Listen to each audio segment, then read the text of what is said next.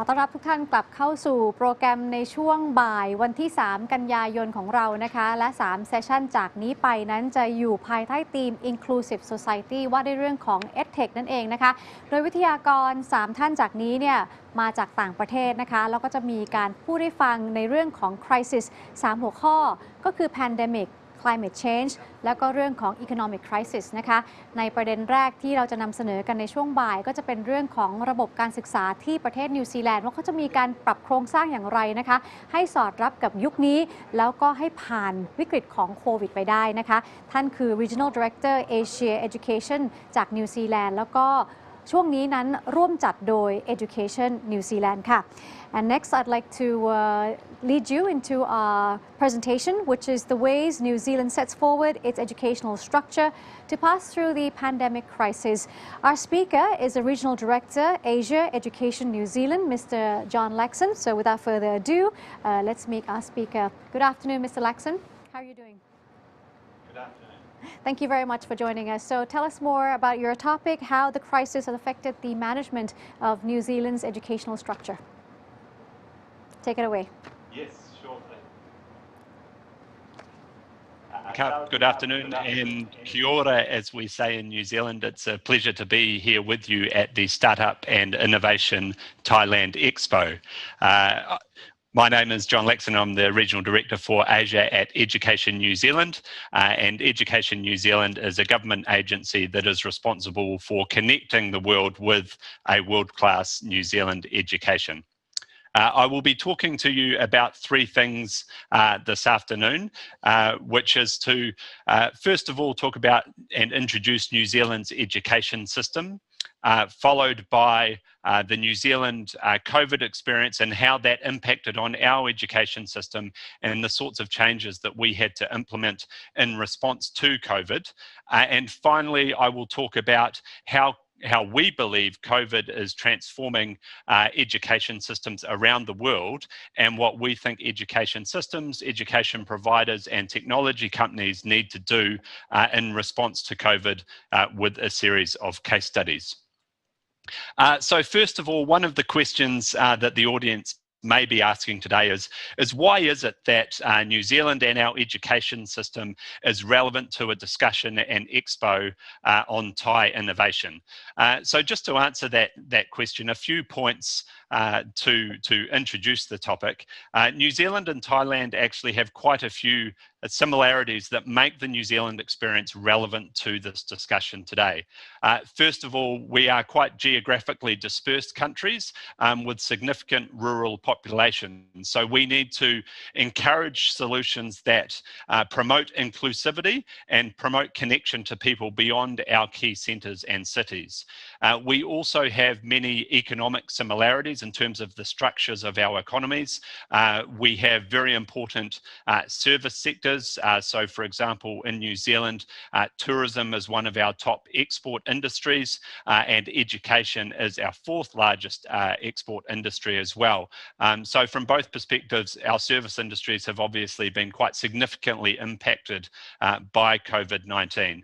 And we're also founded on very similar principles in terms of inclusiveness, hospitality and integration. So we feel that there's a very relevant conversation to be had between the New Zealand experience and Thailand. And we also share very close partnerships. We support more than 3,500 Thai students who come to New Zealand every year to experience a New Zealand education.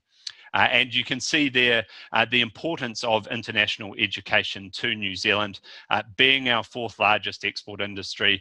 Our country, our philosophy is grounded on being great hosts and great friends to the world. So in terms of our education system, just a few slides to introduce it so that you all have a bit of an appreciation for what a New Zealand education is about.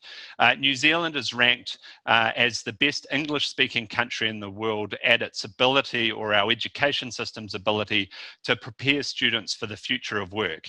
Now that's an index that is run by the Economist Intelligence Unit, and New Zealand consistently ranks in the top position for English-speaking countries in that index because of the way our education system is grounded upon supporting students to work in a teamwork environment, come to collaborative solutions, and also in the way that our education system is connected to the needs of employers.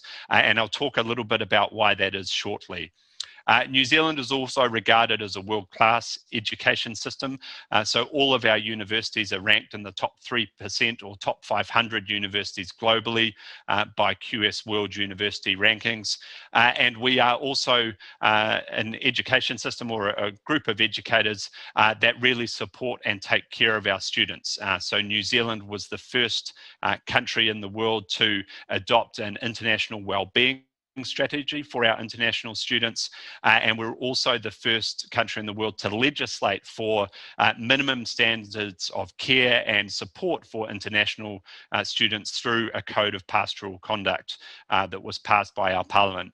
And that really represents the New Zealand ethos that first and foremost in Māori, our native language, we have a spirit of manaakitanga, which is taking care of people and being good hosts to people.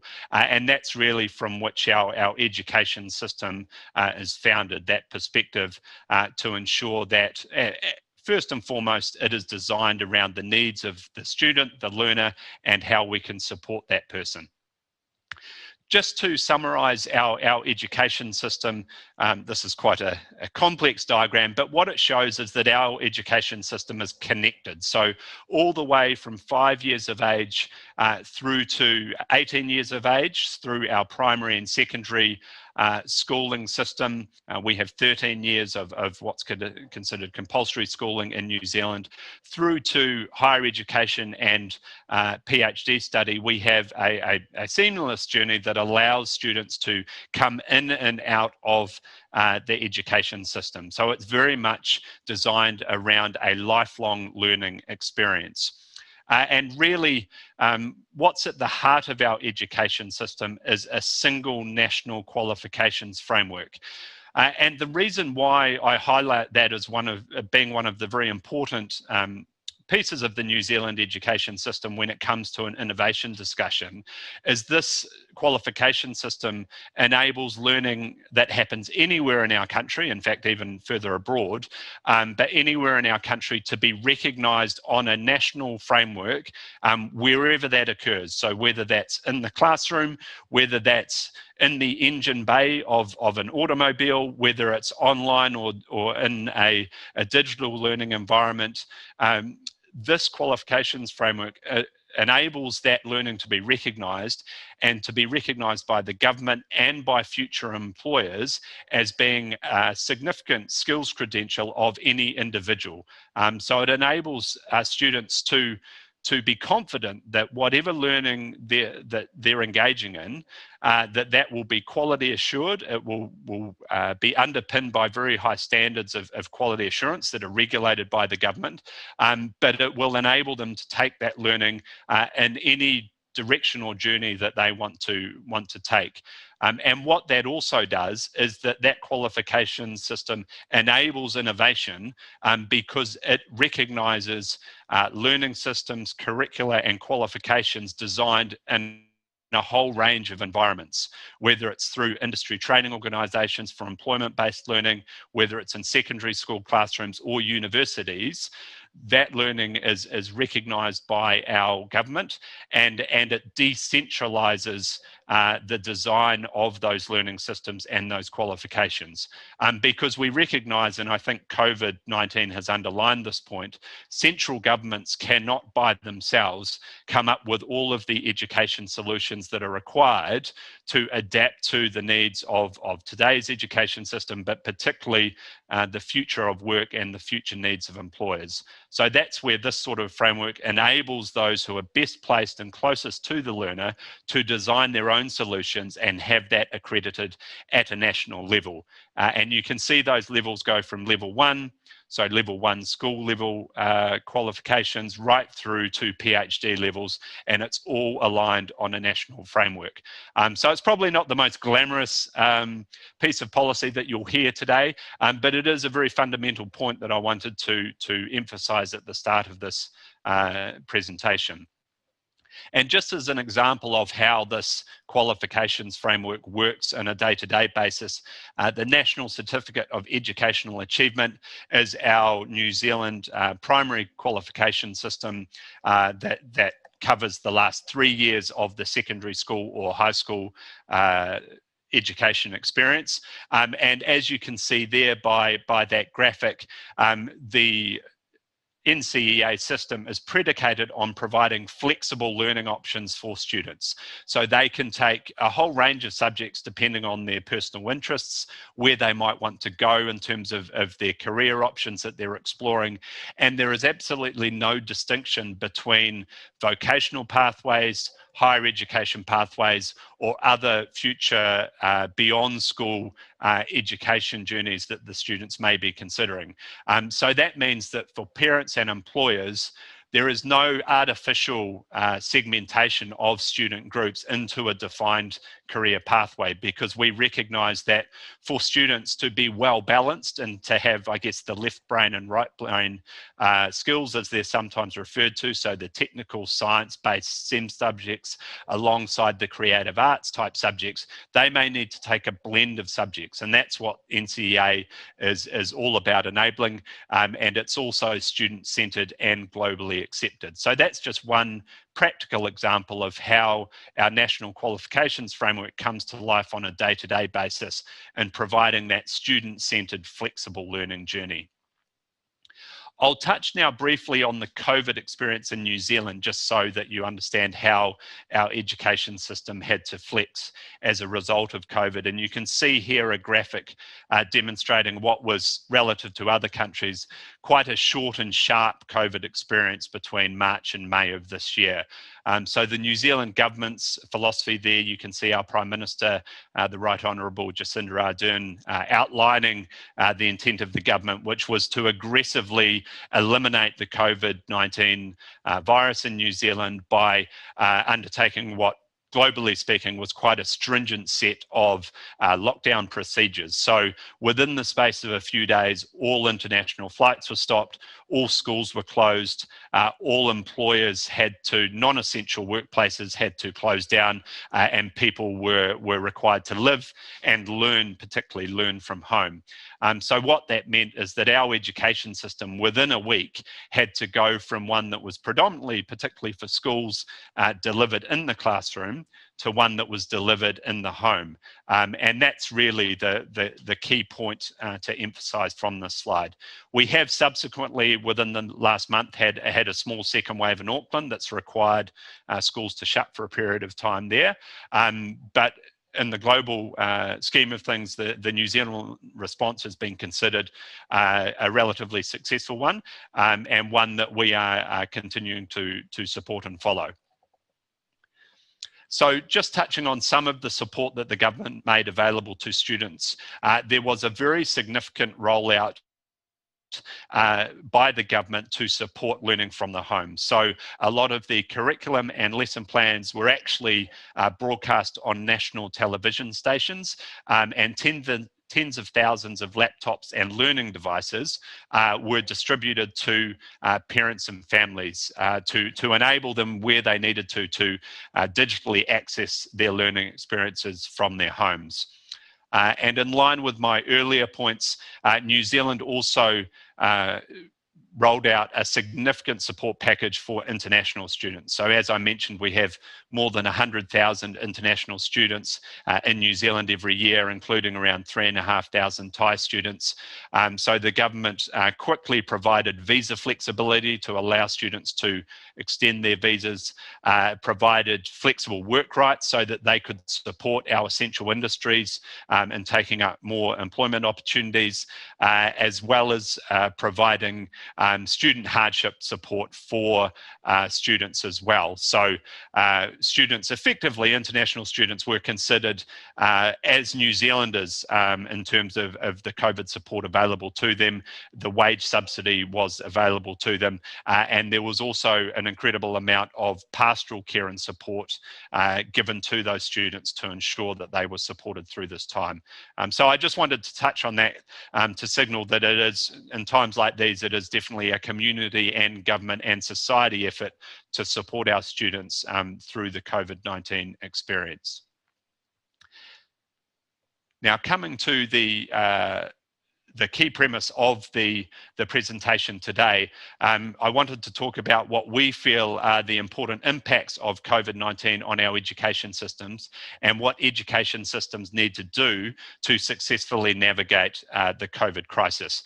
And I've just used a few examples here, which will be very obvious to the audience on those industries that have to date been relatively successful through COVID. And you can see here examples of our fast food outlets and our banking systems. And really what these images demonstrate is that, you know, in many cases, our industries are moving from what are supplier-centric delivery models. So, for example, in fast food and banking, generally speaking, as a consumer in the past, I would need to go to that outlet, to that company, wherever they may be, sometimes travel across town to enjoy the benefit of either the food or the entertainment experience or the banking experience that they were providing.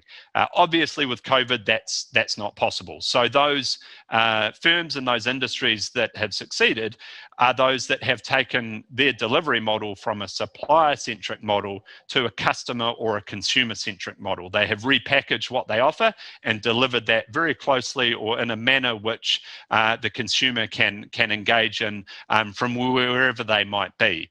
And that's really the shift that we have seen COVID accelerate across a whole range of industries. And I'm sure we've seen many examples of that here today.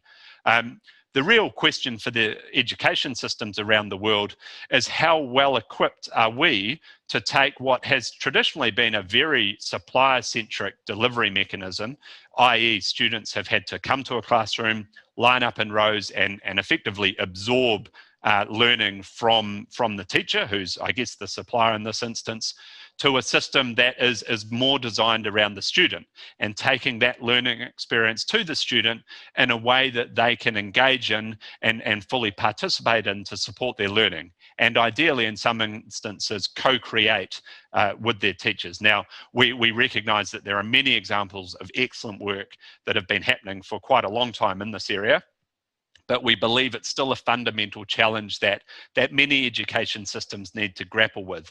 And our hypothesis is that the education systems and the education organisations that do well through COVID will increasingly be able to adapt and implement this shift to a learner and student-centric learning experience.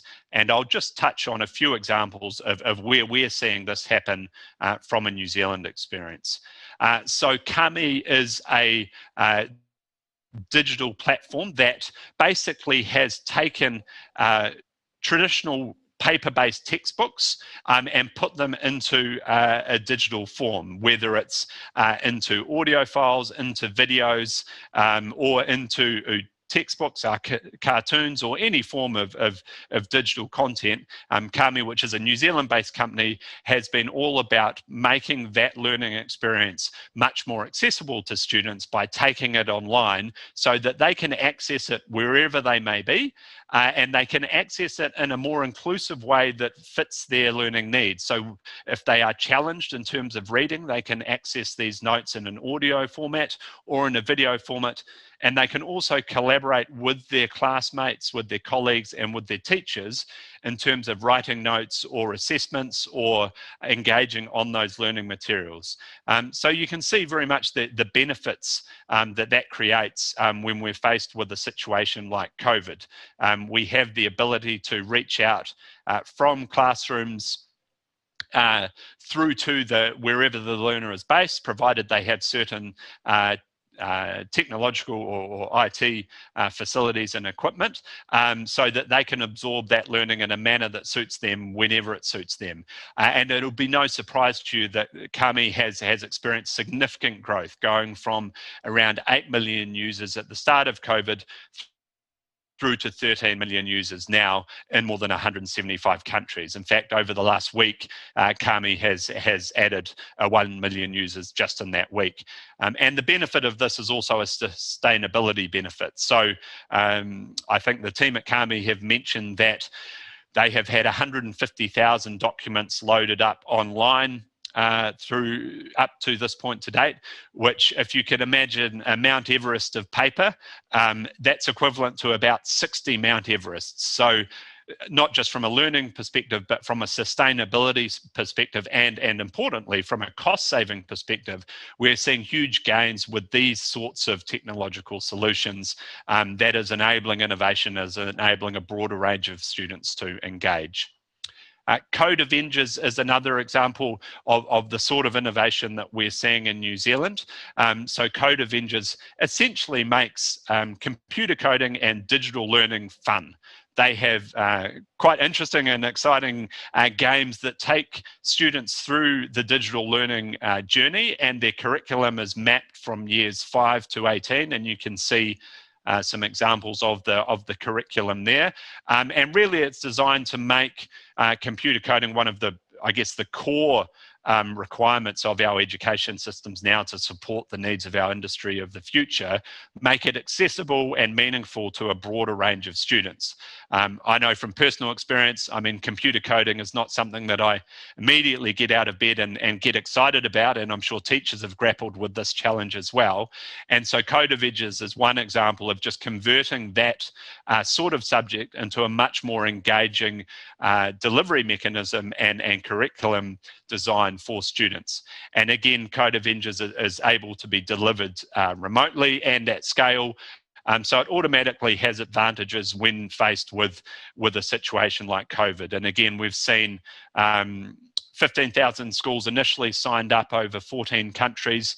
That has increased by 1,500 schools during COVID, and the individual user base of Code Avengers has increased by 1,100%. So you can see the demand that is coming on stream for these sorts of innovative education solutions, and you can see the contact details there of Code Avengers on your screen.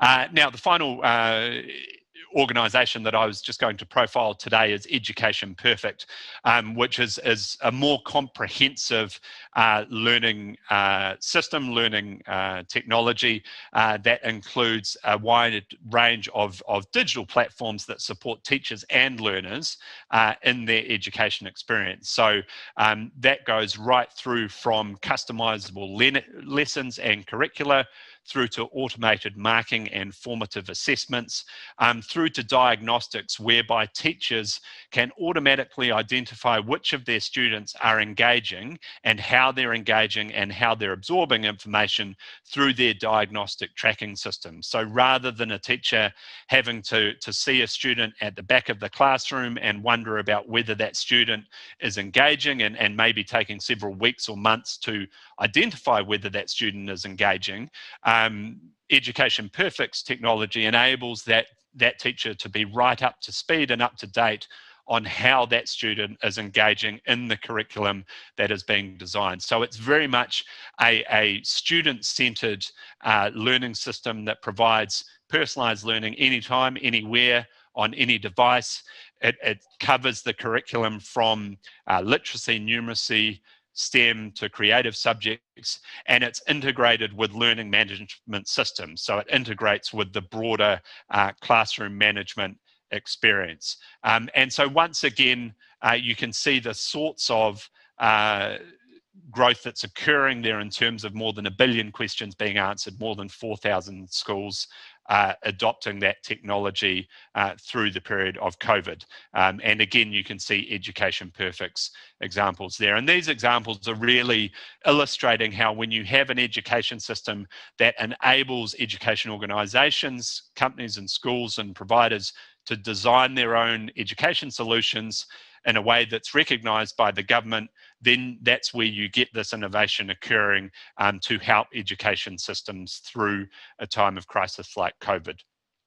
I'll just touch on a few brief further examples of how we're seeing some of our organisations, both in New Zealand and Thailand, innovate to connect students to each other and to education systems. So we have here Whitireia, one of our institutes of technology, adopting virtual nursing avatar technology to enable them to continue teaching through the lockdown period in New Zealand. We have here a New Zealand-Thailand digital classroom, and we've been very fortunate to have a great team in Thailand that has continued to connect our students in New Zealand with their Thai counterparts through Zoom and other technology. And you can just see there the way in which the students' eyes are lighting up, being able to engage whilst borders are closed, but still supporting that internationalisation experience, which is so fundamental and core to our organisation's purpose and mission. We also have here some examples of where we've been running simulated classroom between some of our schools in New Zealand and schools here in Chiang Mai, using AI technology and virtual technology to look at the science of the human body and biology as a way of providing a more holistic learning experience. And again, it ranges up through to higher education, where our University of Otago has been running remote English language lessons with the Princess Chulabun Science High Schools in Thailand. So we see this innovation and this connection continuing through COVID and beyond as a result of the innovation that has been supported by our system. And you can see here our government is committed, beyond the Stabilise initiatives that I've mentioned, to continue to transform our education system through the COVID experience so that we can all collectively grow from here on in. So in terms of the key messages, just to wrap up this presentation, we fundamentally believe that COVID-19 requires education systems to become more and more student-centred in their delivery mechanisms and their learning pedagogy. Those that do will be better placed to succeed.